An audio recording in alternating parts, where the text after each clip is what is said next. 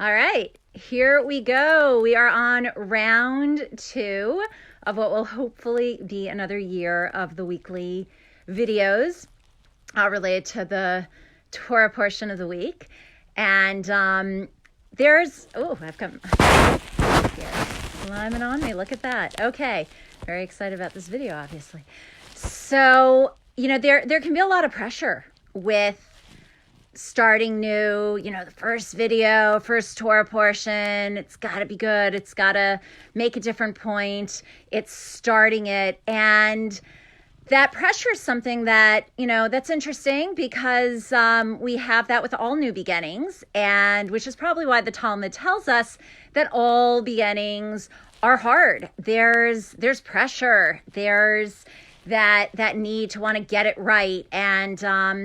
And we very often have all our views about how everything is going to be. It actually says that the way we are on this Shabbos, which is the Shabbos Bereishit, the Shabbat of new beginnings, of when we start reading the Torah portion from the first Torah portion again, Bereishit, Genesis, that actually, in our thought, our speech, our action, that's going to kind of set the tone for the year. So, once again, no pressure. It's just, this is going to make or break it for your year. But, really with this idea that all beginnings are hard. And I want to kind of, I start my talk on stress relief related to this idea. And I want to discuss it now because the verse is actually in the beginning of this week's Torah portion. I think it's a really important reminder as to how we view sometimes challenges, difficulty, things that are not necessarily so smooth, because it's great to say it's going to be an amazing year and I'm going to eat healthy and I'm going to work out at the gym every day and I'm going to, be so much more altruistic and I'm going to connect to my friends and I'm going to call my mom every day, and all of these ways we want to see how this year is going to unfold. And then sometimes when we only focus on everything we want going right, we're not really prepared for when things don't necessarily go as we had wanted them to or as quickly as we had wanted them to. And we also need a healthy perspective with that. So we have a verse, and it actually relates to every day of the week as the days are being discussed. But Vayehi Erev, Vayehi Boker, Yom Echad, that it was evening and it was day, and it was one day. And then it says, Yom Sheni. So it's really talking about how this was, how the days, how they have evening and they have morning. But this concept that's one day, which is telling us from the get-go that nobody is getting through a day without a period of darkness. That darkness is part and parcel of the day. It is how a day is defined. And not only is a part of the day, but it's how the day begins. The day begins with the evening, and then the light comes. So it begins with Erev, and Erev is the root of the word erbuvia, which is chaos and confusion. And then comes the Boker, which is the Bikoret. And so it's almost giving us a heads up. Like, if you're in the dark, if you're not seeing things clearly, if there's a little chaos and some confusion and you're not sure where it's going or how it's going or how it's going to look in the light, here are a few reminders. One, you're perfectly and totally normal. That is part of reality. That is part of humanity. That is part of our life cycle and our lives. And we all have that and we all go through it. The question is how we face it and how we deal with it. Second, the light's going to come.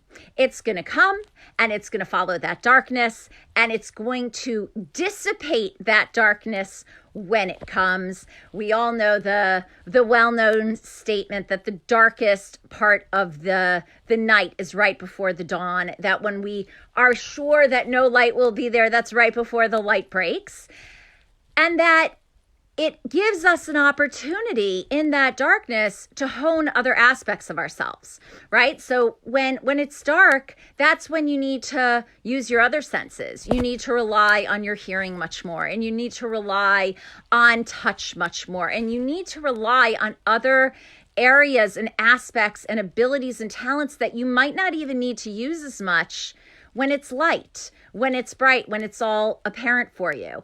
You know, we know that children grow the most in their sleep, when they stop, when they rest. We're so focused on doing and being and getting out there and accomplishing.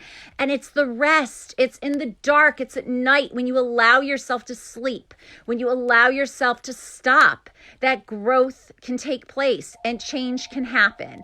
So it's such a crucial thing to remember, and that darkness and chaos and confusion might be there, but that clarification and that clarity is right around the corner.